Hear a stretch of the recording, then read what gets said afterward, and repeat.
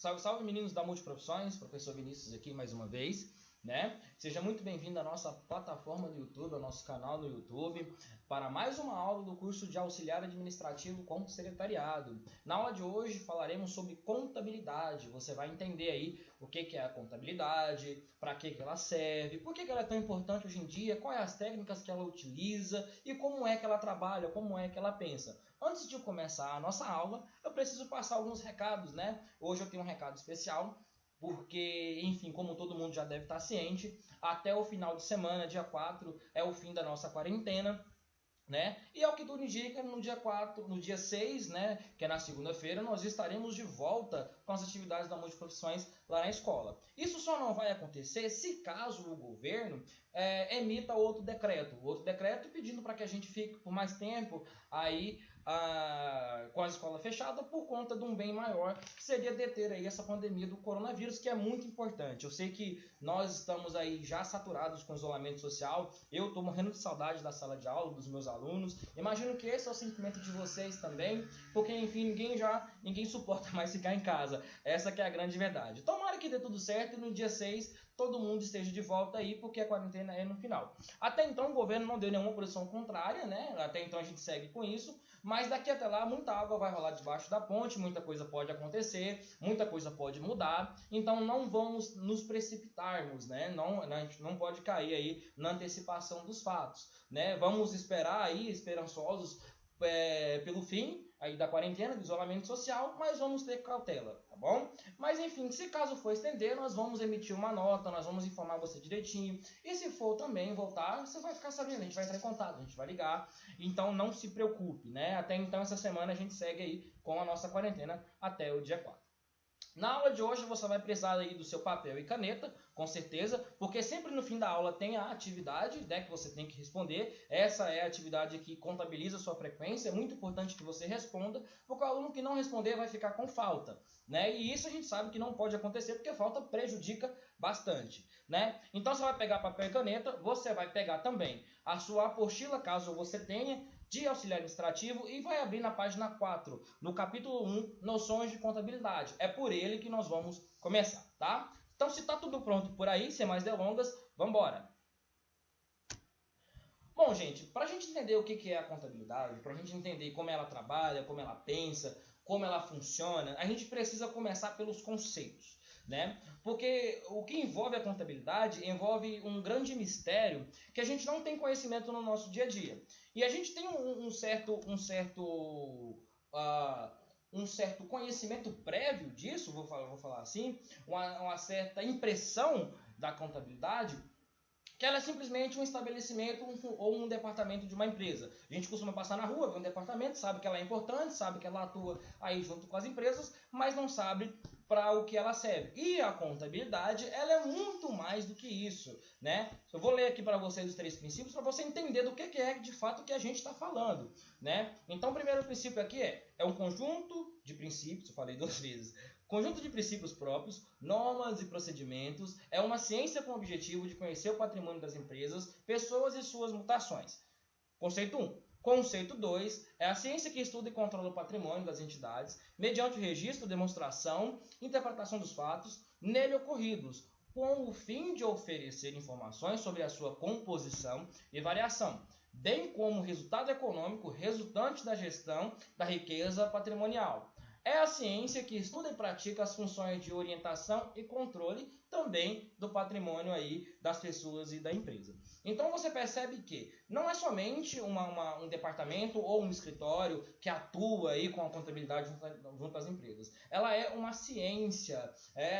Para você ter uma ideia do que a gente está falando, no Império Romano, 2 séculos antes de Cristo, já existia contadores. E de lá para cá a gente só vem aperfeiçoando essas técnicas desenvolvidas pela contabilidade, né, com a finalidade de estudar aí o patrimônio e as suas mudanças, né? A contabilidade é isso. E até os dias de hoje, você tem pessoas aí nas faculdades, nas academias que desenvolvem ciência, né, desenvolvendo novas técnicas para contabilidade, desenvolvendo novas novas formas de fazer a contabilidade, desenvolvendo novos conceitos para a contabilidade até os dias de hoje. E tudo isso para estudar o patrimônio. E por que é importante a gente ter uma ciência que cuida do patrimônio, que estuda o patrimônio? Por 3 motivos. O primeiro motivo é que nenhum patrimônio é estático. Né? Se você for observar, por exemplo, quando você compra um carro, passou 5 anos,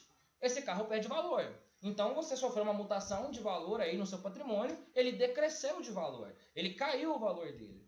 Já não acontece isso com um imóvel, por exemplo, você compra um apartamento, uma casa ou um lote, passou 5 anos, mesmo período de tempo aqui no exemplo para o carro, você tende a valorizar. Então você percebe que sofreu mutação de valores o carro para menos e sofreu mutação de valores o carro para mais. Então a gente precisa entender como é que ocorrem essas mutações. E essas mutações vão levar ao segundo motivo. O segundo motivo é que um patrimônio não se justifica simplesmente ao íntegro, ou seja, a um carro, ao imóvel, a um quadro, tanto faz, né, a um bem específico, mas ela é um conjunto de outros itens que formam um grande patrimônio. Né? Quando você estuda para a empresa, ela se torna assim. Então você tem uma empresa que tem estoque, você tem uma empresa que tem veículos, você tem uma empresa que tem imóveis, então tudo isso pertence ao patrimônio da empresa.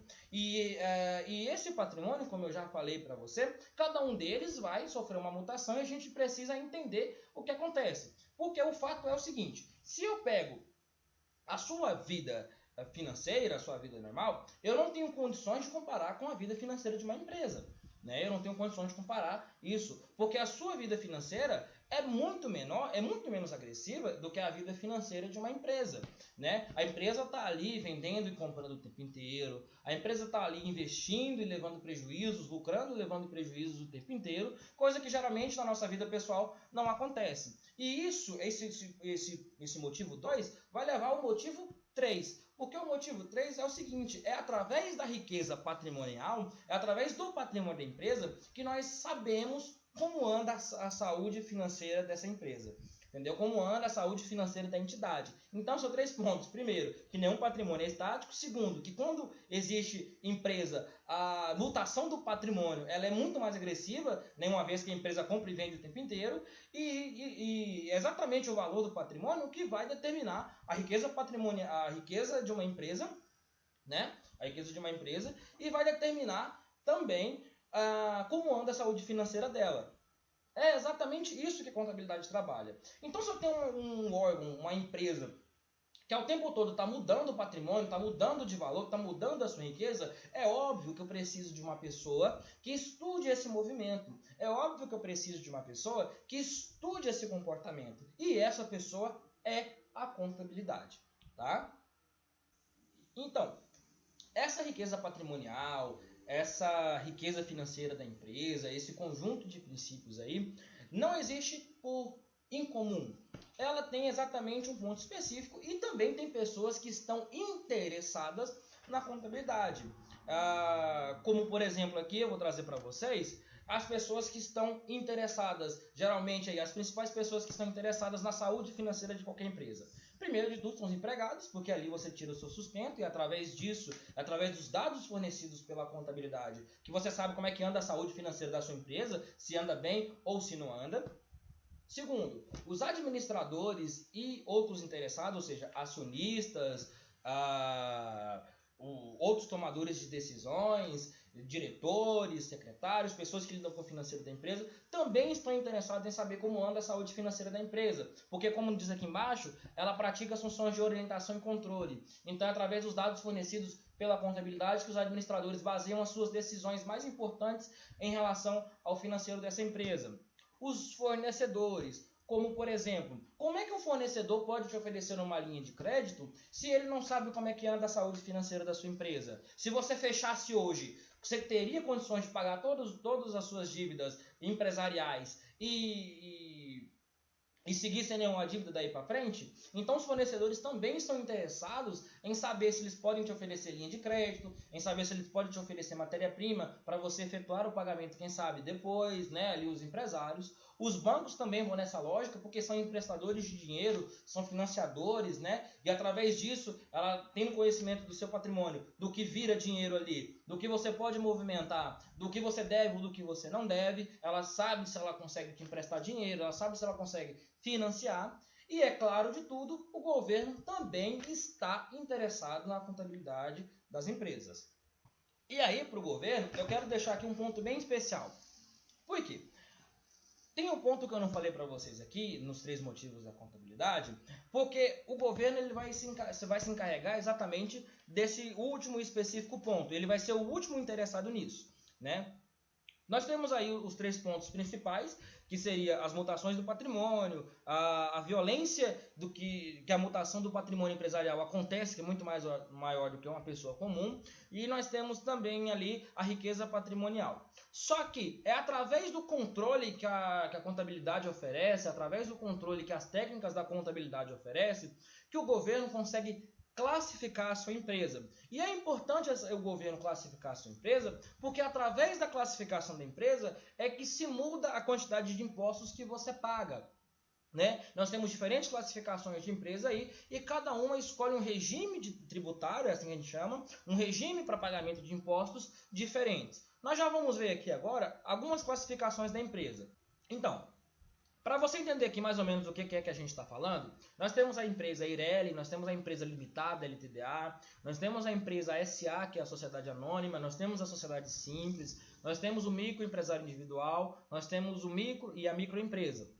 Mas não é bem essa classificação que a gente está querendo buscar aqui com contabilidade, para você ter ideia do que a gente está falando. Nós queremos a classificação da empresa de acordo com o porte dessas empresas, de acordo o que ela movimenta, de acordo com o que ela fatura, de acordo ao que ela tem de patrimônio. Porque quanto mais patrimônio tem uma empresa, provavelmente mais rica ela é. Então não é justo que uma empresa pague a mesma quantidade de impostos, uma empresa pequena pague a mesma quantidade de impostos do que uma empresa grande. Então qual é essas classificações de acordo ao porte da empresa?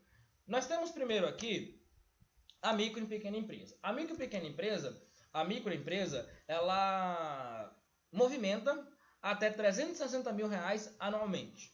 A empresa de pequeno porte, ela movimenta de 360 mil a 4,8 milhões por ano.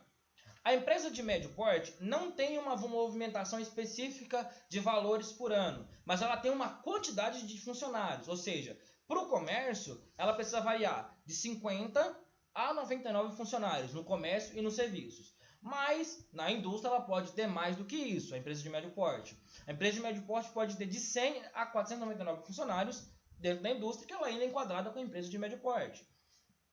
A empresa de grande porte. A empresa de grande porte também não tem uma movimentação anual, mas ela tem aqui mais de 100 funcionários no comércio e serviços e acima de 500 funcionários na indústria. Essa é a empresa de grande porte. Então, como é que fica aqui a tributação dessas empresas de acordo ao que elas movimentam?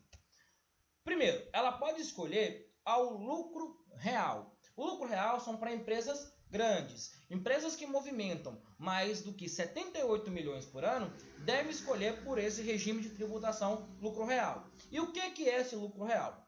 O lucro real é o regime de tributação que a empresa escolhe pagar pelo valor exato da movimentação. Ou seja, se ela movimentou no ano 120 milhões, ela vai pagar as porcentagens, as fatias de impostos ao governo assim dentro dos 120 milhões. Se ela lucrou 50 milhões, ela vai ser do mesmo jeito, entendeu? Movimentou aquele valor X, ela vai pagar aquele valor X de imposto ao governo. É o lucro real, é o valor real do que o faturamento anual, tá, dessa receita anual, ela paga em cima disso. As empresas que têm abaixo de 78 milhões de faturamento anual, elas podem escolher pelo lucro presumido, que é o regime tributário diferente do lucro real. No lucro real você paga pelo valor exato que você movimentou. No lucro presumido não. No lucro presumido a empresa faz uma estimativa de ganho, faz uma estimativa de faturamento e ela vai pagar o valor dos tributos, vai pagar o valor as fatias, os percentuais de impostos em cima do valor que ela deduz que vai ter esse faturamento, né? Como, por exemplo, aqui, eu tenho uma empresa que movimentou 50 milhões, né? E a minha média de faturamento, a minha estimativa de faturamento é 50 milhões. Se eu lucrar 52 milhões, eu ainda vou pagar em cima de 50 milhões, porque o meu regime é lucro presumido. E também ao contrário acontece, se for no caso, eu voltar aqui, se eu estimei 50 milhões de ganho e lucrei simplesmente 45, eu vou pagar ainda em cima de 50 milhões de ganho. Então, é o lucro presumido, funciona desse jeito. E o Simples Nacional? O Simples Nacional funciona de que forma? O Simples Nacional é um regime tributário muito menor do que o lucro presumido, que tem taxas muito menores do que o lucro presumido. E, além disso, o pagamento desse Simples Nacional como o próprio nome diz, ele já é bem simples. Você paga todos os impostos por um boleto só. Não precisa declarar nem nada. É só ir até a Receita Federal e efetuar esses boletos. Então quem pode optar pelo Simples Nacional são as empresas que lucrem de R$ 81 mil a 4,8 milhões. Então, ou seja, Simples Nacional de 81 mil a 4,8 milhões. De 4,8 milhões a 78 milhões é o lucro presumido. E o lucro real é acima de 78 milhões, né? E abaixo de 81 mil também, você tem uma outra classificação, que é o microempreendedor individual, o MEI, que são as empresas que faturam até 81 mil, que também tem outro regime de tributação. Então, esses regimes de tributações com taxas menores, com menos impostos a pagar, existe para proteger o pequeno empreendedor, existe para proteger o comércio menor, existe para proteger o empresário menor, né? Todo mundo concorda que não é justo a gente pagar a mesma quantidade de impostos do que uma grande empresa. Então, para não haver fraude nesse controle aí das empresas, de quanto que as empresas podem pagar, de quanto que elas não podem pagar, a contabilidade se torna extremamente importante na hora de reportar dados ao governo, porque é através do governo, através desses dados, que o governo vai definir o que é que você tem que pagar e qual é o regime que você está aí, o regime que você pode escolher. Tá? Uma coisa é muito fácil a gente entender, é a gente classificar uma empresa de pequeno porte numa empresa de grande porte. Né? Exemplo, eu pego a casa de carnes lá da sua esquina e comparo com a JBS. Aí você percebe que as empresas são distantes demais uma da realidade da outra, uma é grande, outra é pequena. Mas fica difícil quando eu escolho comparar com a casa de carne que tem na esquina da sua casa com a casa de carne que tem na esquina da minha casa. Então um pode lucrar um pouco a mais, outro pode lucrar um pouco a menos, e quem vai dizer isso é a contabilidade das pessoas qual é o regime que ela deve se enquadrar. Né? Uma coisa interessante que acontece bastante, a gente só compara dos pequenos para os grandes, né? Mas dos grandes para os pequenos também pode acontecer aí essa confusão na hora de comparar. Como, por exemplo, a Cacau Show, todo mundo pensa que ela é uma empresa de grande porte, mas não é. Provavelmente a empresa que tem no centro aí da sua cidade, a Cacau Show que tem no centro, na esquina da sua casa, ela é uma empresa de pequeno porte. Porque grande é a empresa que franquia e que cede para esse pequeno o direito de usar o nome. Mas não quer dizer que o empresário que usou o direito da Cacau Show ali para vender os produtos dela, participe dos lucros. Então também não é justo que esse pequeno empresário, pague a mesma quantidade que a franqueadora Cacau Show pague, porque ele não participa dos lucros. Entendeu mais ou menos aqui? Vamos lá. Quais são os impostos que uma empresa paga, geralmente, né? Nós temos aqui o IRPJ, Imposto de Renda sobre Pessoa Jurídica. Nós temos CSLL, que é a Contribuição sobre o Lucro Líquido. Nós temos o PIS, que é a Contribuição de Integração Social, a contribuição que o empresário paga para que você receba aí, depois de 5 anos de carteira assinada, anualmente, aí, um valor que o governo te passa. O CONFINS, que é a contribuição para a Seguridade Social, que é o imposto que é direcionado ao INSS.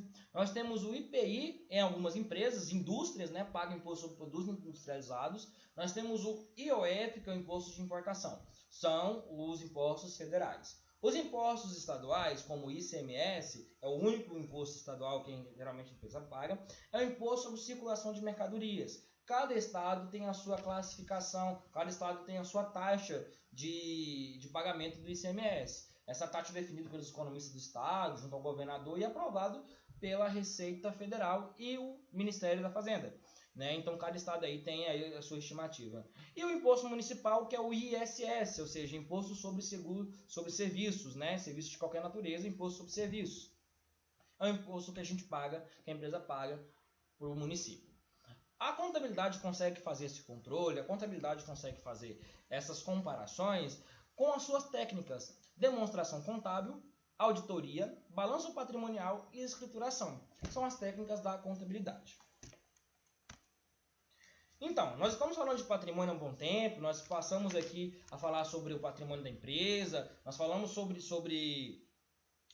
a questão dos regimes de tributação, mas a gente precisa entender o que é de fato o patrimônio. Patrimônio é um conjunto de bens, direitos e obrigações vinculados a uma pessoa ou uma entidade. Então, patrimônio não é simplesmente os bens, ela engloba também os direitos e as obrigações. Mas a gente precisa entender qual é a definição de cada um para saber do que a gente está lidando. Primeiro, os bens são as coisas materiais ou imateriais que têm valor econômico e que podem ser transformadas em dinheiro. É a classificação de bens. Então, essa definição de classificação de bens materiais ou imateriais é muito interessante. Porque quando eu falo bem, quando a gente fala de bens, a gente imagina que seja alguma coisa física. A gente só encara uma coisa que pode ser transformada em dinheiro como coisa física. Mas na empresa, por exemplo, a gente pode ter coisas que a gente não pode tocar, coisas imateriais que valem dinheiro. Como, por exemplo, o programa do Photoshop, algumas empresas utilizam. Esse é um programa comprado, né? Você tem o programa aí, empresas que trabalham com edição de vídeos, Sony Vegas, que também é comprado. Você tem aí empresas, programas que fazem exatamente o controle do patrimônio, que a contabilidade tem bastante, são programas comprados. São coisas que você não toca, mas que valem dinheiro. Então, Vinícius, eu posso então vender um programa de computador? Na prática, não. Mas se você for vender a empresa que tem aquele programa de computador, aquele programa entra para somar o valor da empresa. Tá? Ela entra para somar o valor da empresa. Então, logo ela se torna um bem. Os direitos, além dos nossos bens, nós temos os direitos também. Os direitos são as operações de crédito que favorecem a entidade. O que é operação de crédito que favorece a entidade? Tudo aquilo que a gente vendeu tem direito de receber. Tudo aquilo que é nosso direito de receber. Nós vendemos uma máquina que a gente não usa mais, temos direito de receber. Nós vendemos a prazo, temos direito de receber. Tem duplicatas para receber, é nosso direito. Funcionários que pegaram empréstimo, a empresa vai receber. Tudo isso, todo o valor que a empresa tem o direito de receber é considerado um direito, o próprio nome já diz. Por outro lado, nós temos as nossas obrigações, né? Porque se os direitos são as operações de crédito que favorecem a entidade, as obrigações são as operações de crédito que favorecem a terceiros. Então, hoje são as nossas dívidas. Olha que interessante. Aqui, as nossas dívidas não é classificada como conta. Por quê? Ela é classificada como obrigação e não como conta. Porque conta é a mutação do patrimônio. E o patrimônio ele pode mutar para cima ou ele pode mutar para baixo. Então, todos os nossos bens aqui, como veículos, programas de computador, imóveis, representam contas também, porque elas sofrem mutações. E não simplesmente o que a gente tem que pagar. Então, como é que fica organizado aí as nossas contas, então, já que você está me falando que não é somente o que a gente precisa pagar, né? Vai ficar organizado em 3 grandes esferas. Primeiro, a esfera do ativo compõe todos os nossos bens e os nossos direitos, ou seja, máquinas, imóveis, banco, nosso caixa, engloba mercadorias, matéria-prima, duplicados que a gente tem que receber, vendas que a gente realizou. Tudo isso compõe ao ativo da empresa, as contas do grupo ativo. Os direitos também, né? As obrigações vão compor o passivo da empresa, ou seja, tudo aquilo que a gente precisa pagar, tudo aquilo que for nossa obrigação, é considerado um passivo da empresa. O patrimônio líquido é outra conta. Por quê? O patrimônio líquido ele é a conta que nós temos com os nossos sócios, ou seja, todas as nossas obrigações com nossos sócios. Ela é também um passivo, a gente precisa pagar essas obrigações com sócios, mas ela é direcionada ao sócio. Então, seja o capital, é a reserva de lucros, é a participação do sócio. Se eu fosse fechar a minha empresa hoje, a conta tem que ser o meu ativo, ou seja, meus bens e direitos, minhas máquinas, tudo que eu posso transformar em dinheiro, tem que ser igual ao meu passivo, ou seja, as minhas dívidas e as minhas obrigações com o meu sócio. Funciona mais ou menos assim. E aí, para fazer esse comparativo, nós vamos passar então para o balanço. Essa comparação entre o ativo, o passivo e o patrimônio líquido, que é o balanço patrimonial. Nela nós vamos colocar aí os nossos direitos, os valores dos nossos bens, versus o que a gente precisa pagar para os nossos sócios e o que a gente precisa pagar para terceiros. Então fica organizado da seguinte forma, né? Tá aqui para você entender um pouco melhor e fica aqui, ó. Como seria então que a gente colocaria isso no papel para contabilidade? Primeiro, ativo, nós temos aqui empréstimos a funcionários, é um direito, estoque é um bem, clientes, direitos, caixa é um bem, bancos é um bem, veículos é um bem. Foi colocado aqui no ativo, né? E aqui para baixo nós temos aqui o valor, tá vendo? De cada um. Isso soma R$ 4.860. Ativo realizável a longo prazo, 880, nós temos de valor. Por quê? Nós temos adiantamento aos diretores, vale transporte, clientes, empresários e funcionários e por aí vai, né? E depois a gente tem um ativo permanente, que os nossos imóveis, veículos, móveis que a gente tem, né? E tudo isso dá um total de quê? R$ 10.870 que está aqui embaixo. Se eu vou fechar a minha empresa, do outro lado tem que bater igual. Então o que eu tenho de conta? Qual é o meu passivo? Tenho dívidas com meus fornecedores, eu tenho aluguel a pagar, eu tenho salários a pagar, eu tenho empréstimos obtidos, eu tenho impostos a pagar. Então tudo isso vem para essa conta de cá. Aqui eu tenho o quê? O capital social e o lucro do exercício. Quanto que eu devo para os meus sócios? R$ 2.000 mais 170.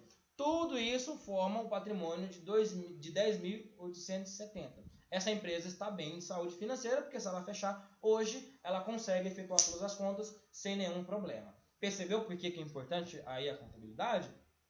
Né?